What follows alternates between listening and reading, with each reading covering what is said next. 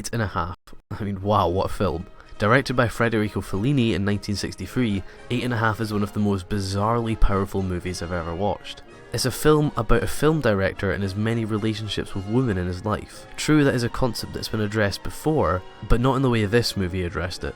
It's from the perspective of our main character as he starts to go a bit mad. Because of this, the movie becomes quite surreal at points, and it works so well. This is easily one of the best uses of surrealism I've ever seen. It's kooky, but doesn't actually feel that kooky. It's only until you step back after watching the movie and think about what you've just watched that you realise just how crazy the movie got. It trickles into insanity at a pace that brings the viewer with it. This is due to how slowly it descends into madness, but also that it hits you right at the start with some very surreal scenes, then takes you back to reality very quickly. The movie now has complete control over the viewer. You don't know what's normal at all. It's very much a movie that delves deep into the character's mind more than anything else. Wherever the character goes, the movie goes. And I loved this. It made for such a sporadic structure that ended up making the movie more interesting.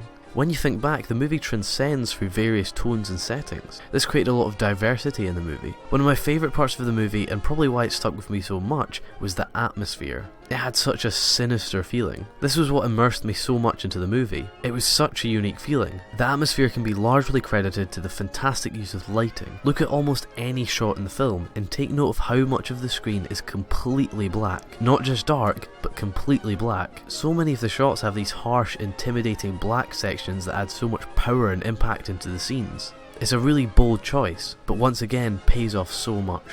Another massive reason for why I love this movie so much was the scale of everything. The location choices, the sets, the ambitious directing, everything was huge in scale. This was very much mirrored in our main character, whose dilemma was his inability to control his ambitions. He just wanted everything in every colour and every size, and I felt this movie was exactly that. The cinematography was yet another splendid addition to the movie. Amazing compositions all throughout the movie, capturing some fabulous shots. They also made great use of long shots, sometimes lasting minutes and minutes without cutting once, although it was filmed in a way that seemed like cuts were used. Many of the scenes had very, very few cuts. The camera would just slide into different perspectives, from a long shot of a room to a close-up of a face. It was very impressive. This movie is definitely one of the most unique films out there. If you're looking for a kooky yet grim movie, this is the one for you. A gorgeous blend of surrealism and gritty, hard-hitting cinema.